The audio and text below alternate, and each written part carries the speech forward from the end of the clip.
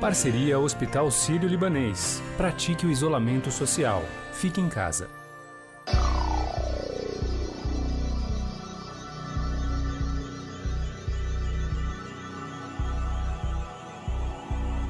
A já abalada estrutura do governo do presidente Jair Bolsonaro pode ruir de vez se o posto Ipiranga também abandonar a empreitada. Na sexta-feira, foi Sérgio Moro quem implodiu uma importante base de sustentação de Bolsonaro. A permanência de Paulo Guedes, um dos últimos esteios de credibilidade dessa gestão, também está em xeque. O principal motivo é a virada populista nos rumos da economia, no cenário devastador que a pandemia vai deixar. O governo federal apresentou na semana passada, sem detalhes, um programa chamado Pro-Brasil, que visa a recuperação. O cronograma de elaboração do programa foi apresentado pelo ministro-chefe da Casa Civil, Walter Braga Neto. Ele é um programa estratégico que visa integrar, aprimorar ações estratégicas para a retomada do crescimento, tanto socioeconômico, o crescimento socioeconômico, em resposta aos impactos que o país sofreu do coronavírus, dessa pandemia. Ele tem um modelo de governança, um modelo de produtividade, investimentos estruturantes e ações estratégicas do setor público. Segundo Braga Neto, a aceitação do programa foi unânime em todos os ministérios, mas na entrevista de apresentação não estava presente nenhum integrante da equipe econômica, tampouco o próprio ministro. Os próprios integrantes da pasta, posteriormente, apelidaram o plano Pro-Brasil de Dilma III, em alusão ao PAC, por prever ampliação do gasto público para a retomada econômica por meio de obras em infraestrutura. A ironia deixou claro que o clima azedou entre Guedes e o Planalto. Afinal, o que já se sabe desse programa Pro-Brasil? Existe uma divergência com a equipe econômica do governo? Quem explica a situação é a repórter do Estadão em Brasília, Adriana Fernandes. Tudo bem, Adriana? Obrigado mais uma vez por participar aqui do programa. Tudo bem, Manuel. Bom, Adriana, a gente está acompanhando aí as iniciativas do governo, já pensando na retomada da economia. Queria que você detalhasse para a gente como esse plano está desenhado e também esse aspecto de como se desenha um plano econômico sem a participação do Guedes. Isso soa um pouco estranho, não, Adriana?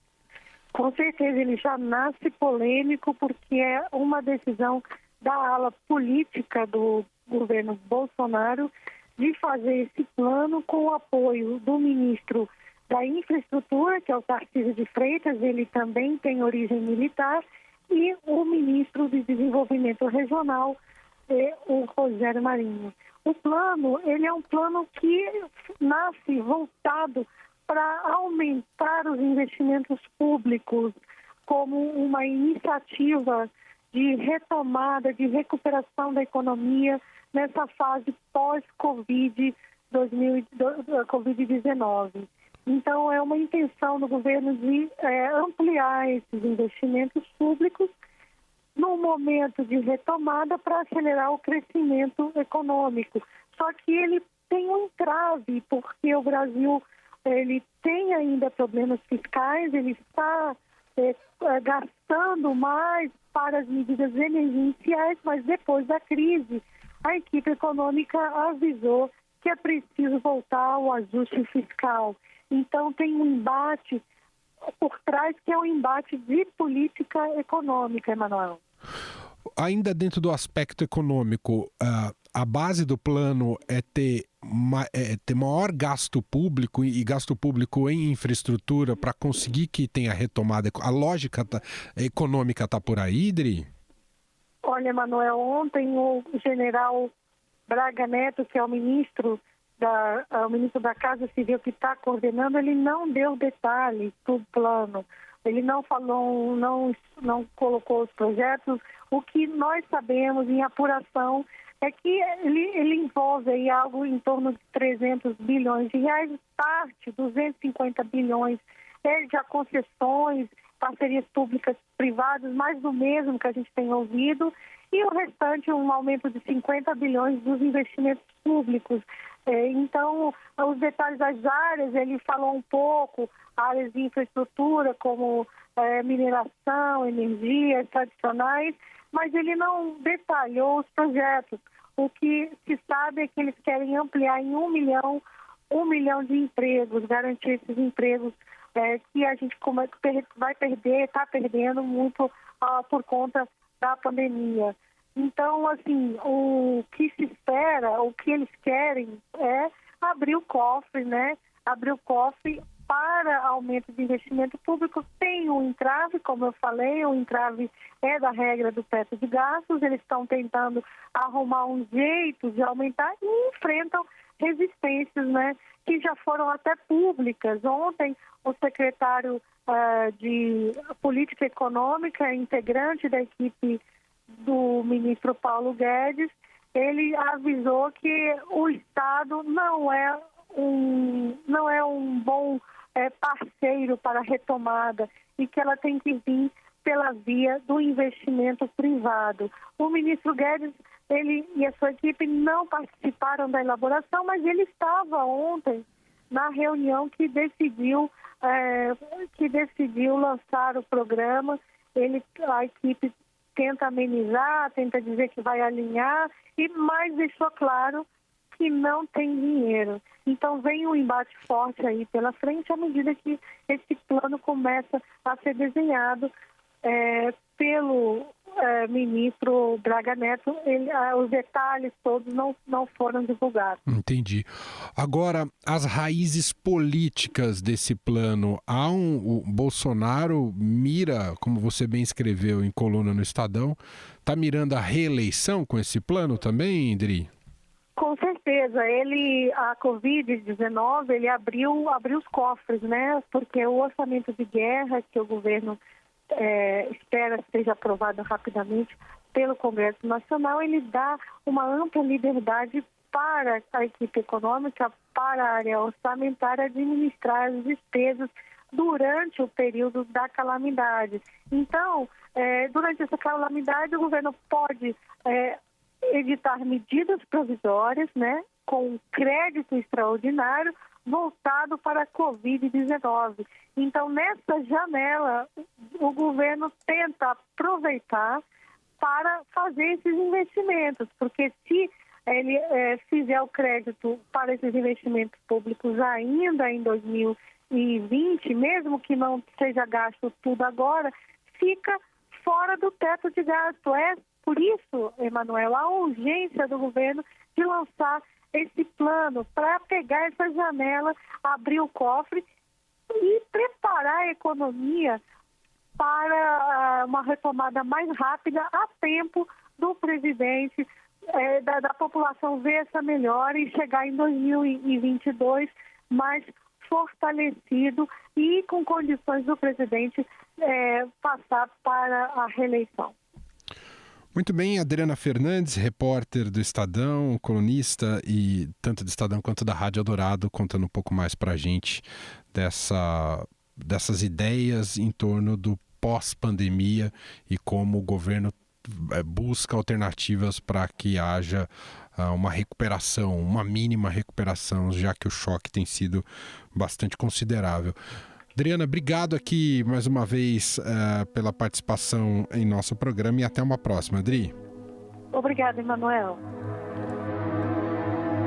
Para a colunista do Estadão e da Rádio Eldorado, Eliane Cantanhede, a medida pode ser considerada uma afronta à equipe econômica do governo e pode ter efeitos drásticos, como a saída de Paulo Guedes. Paulo Guedes também está tendo problemas, porque o Paulo Guedes, esse era um confronto que mais cedo ou mais tarde ia acontecer e agora com a pandemia está colocado na arena, que é o confronto entre o liberalismo do Paulo Guedes e aquele grupo militar mais desenvolvimentista, mais estatista que cerca o presidente no Palácio do Planalto. Como você lança um plano econômico que tem 3 militares à mesa, o general Ramos, o general Braga Neto e o ministro Tarcísio Gomes de Freitas da Infraestrutura, que também vem da área militar, e não tem o ministro da Economia. É um plano econômico que não tem o ministro da Economia? Isso causou desconforto. Braga Neto, que é o chefe da Casa Civil, estava dizendo que foi mal interpretado o plano que o governo está lançando, esse plano econômico foi mal interpretado. Se foi mal interpretado, não foi pela mídia, foi pelo próprio Ministério da Economia, porque quem rebateu o plano foram os 2 principais assessores do Paulo Guedes.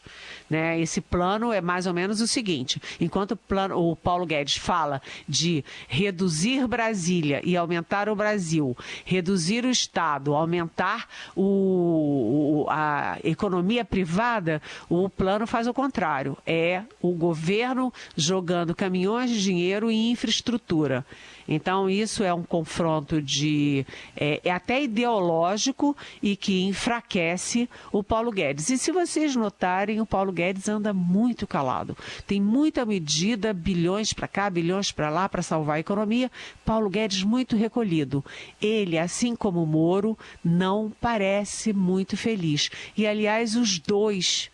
tanto o Paulo Guedes quanto o Moro foram favoráveis à política do Mandetta de fazer isolamento social. Uma política que foi combatida em palavras e atos o tempo inteiro pelo presidente Jair Bolsonaro. Além desses 2 que são superministros, vocês viram a queda do ministro Mandetta, que tinha mais do que o dobro da aprovação do Bolsonaro na condução do combate à pandemia. Você tem também a Tereza Cristina, ministra da Agricultura, que é super respeitada e que toda hora tem que refazer as pontes que Eduardo Bolsonaro, Abraham Weintraub e o Ernesto Araújo vão lá e quebram a picaretas, explodindo as pontes com a China. Então, a gente tem o presidente, até eu escrevi na coluna, quanto mais popular o ministro, mais ele corre o risco com o chefe Jair Bolsonaro. De outro lado, o presidente, olha a gangorra, o presidente vai esvaziando os principais ministros, os ministros mais populares, e vai botando no lugar Roberto Jefferson, Valdemar da Costa Neto e Arthur Lira, que 3 alvos, tanto do Mensalão quanto do Petrolão. E as portas do Palácio estão se abrindo para esses personagens e estão se fechando para os personagens, por exemplo, que lideraram a Lava Jato. A editora do BR Político, Vera Magalhães, sinaliza no mesmo sentido. A falta de sintonia entre Guedes e Bolsonaro pode indicar o fim próximo dessa relação. O Bolsonaro, com a sua extrema capacidade de criar crises para si mesmo, também resolveu desestabilizar o ministro da Economia em plena pandemia de Covid-19.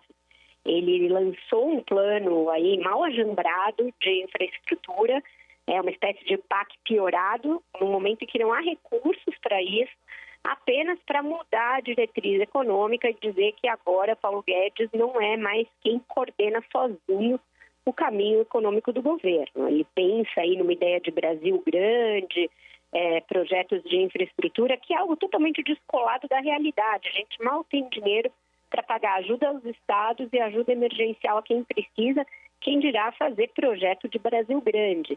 Então, isso caiu como uma bomba no Ministério da Economia. Paulo Guedes não escondeu que não gostou, inclusive tem apelidado aí nos bastidores de PAC do Marinho, ele se distraído por Rogério Marinho, que é o ministro que encampou essa ideia. Então, as coisas também não vão bem para o lado do Ministério da Economia. Com a saída de Moro nesse tom em que saiu, atirando para todos os lados, Paulo Guedes fica muito sozinho naquela tarefa de ser pilar deste governo que já vai caindo de maduro. Será que ele aguenta isso por muito tempo? Ele precisa aguentar isso por muito tempo? Então, sim, um fator a ser monitorado a permanência ou não do ministro Paulo Guedes. E se ele sair, aí a economia, o setor do mercado, que tem sido muito condescendente com Jair Bolsonaro já desde a campanha, passa a também não ter muitas razões para continuar no barco. Hoje a gente já tem Luciano Hang da Havan criticando Bolsonaro e apoiando Moro. E aí, assim como ele, outros desses empresários bolsonaristas e o mercado financeiro podem começar a desembarcar do Titanic enquanto ainda tem colete salva-vida à disposição. Para o economista, professor da FGV e diretor-geral da Fator Administração de Recursos, Paulo Gala, o trauma de uma eventual saída de Paulo Guedes vai depender de quem o substituir. Depende do substituto, né? E da ótica do mercado, se tiver alguém mais pró-mercado, se especula, por exemplo, o presidente do Banco Central, se especula o presidente da Caixa, né? Que são executivos com uma cabeça mais pró-mercado, né? Então, essa troca, né, é diferente do caso do Sérgio Moro, né? Essa troca da economia vai depender do que ela vai sinalizar, entendeu? Se ela sinalizar que ainda são políticas, vamos dizer assim, pró-mercado, o mercado não vai entrar em pânico, né? Assim que lançada, a proposta governamental ganhou o apelido de Plano Marshall. A comparação histórica faz sentido? Em 20 segundos, vamos explicar se existem esses paralelos de fato ou se a empolgação estatal não passa de um marketing vazio. Em tempos de Covid-19, vamos ser responsáveis, praticando isolamento social e não disseminando notícias de fontes desconhecidas. O Hospital Sírio-Libanês tem uma página especial com informações sempre atualizadas. Acesse hsl.org.br/coronavírus.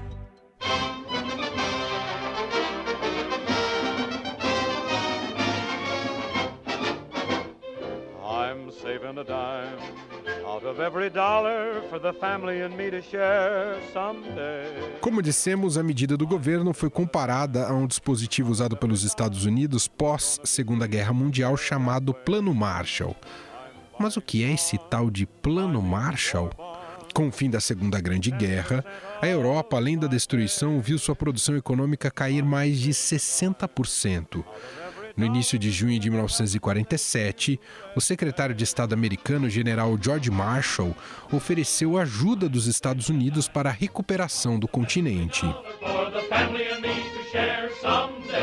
The whole situation is critical in the extreme. We happen to be, very fortunately for ourselves, the strongest nation in the world today, certainly economically.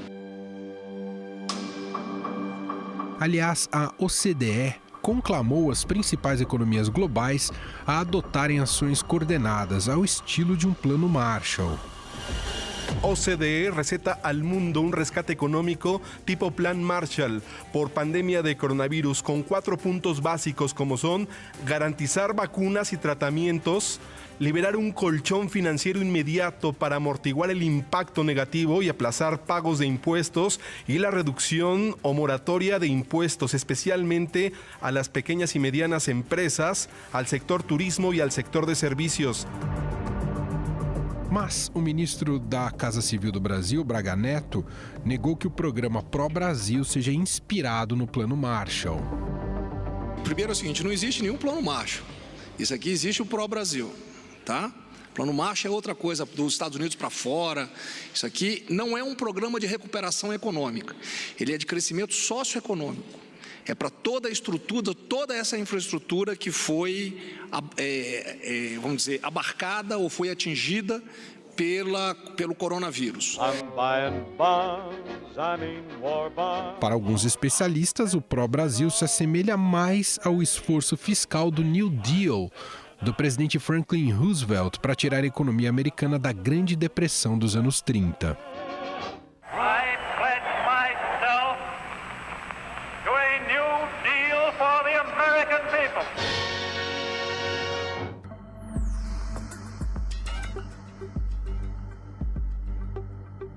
Afinal, existe alguma semelhança do programa brasileiro com algum desses dispositivos usados pelos americanos? Para o economista e professor da FGV e diretor-geral da Fator Administração de Recursos, Paulo Gala, os 3 planos são bem diferentes.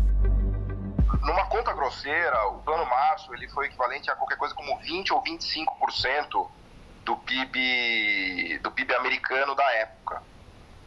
20% a 25% do PIB, né? Então, nós estamos falando de um plano que teria que ter no Brasil hoje, só para fazer uma conta meio de padaria, mas é só para dar a ideia da proporção, né? O nosso PIB é de 7 trilhões de reais. Então, a gente teria que ter um plano aí de quase 1 trilhão e meio de reais de investimentos públicos, né? De investimentos, vamos dizer assim, capitaneados e conglomerados pelo Estado. Pelo menos 1 trilhão, né? E ali nos PowerPoints dá uma ideia de uns 100, 150 bi, entendeu? Então, nesse sentido, ele é muito tímido em relação ao esforço que foi feito no Plano Marshall, né? Se é que é para a gente comparar com algum plano, a gente deveria comparar com o New Deal, né? Porque o New Deal ele foi feito para reconstruir a economia americana depois da crise de 29, né? Quando que o Plano Marshall foi um esforço dos Estados Unidos para ajudar na reconstrução da Europa, né? Não da sua própria economia, até porque a economia americana ela foi salva pela Segunda Guerra Mundial, né? A partir de 1937, tem uma explosão de demanda e de crescimento nos Estados Unidos porque ela reaparelhou a economia no sentido de produzir equipamento militar, né? E a Europa foi destruída na Segunda Guerra. Então, tem gente que fala Plano Marshall em referência à destruição da Europa na Segunda Guerra, né? E tem gente que fala New Deal em relação à destruição americana na crise de 29, mas acho que New Deal faz mais sentido, né? Porque é uma questão de você rearticular o país, né? As forças produtivas do país, né?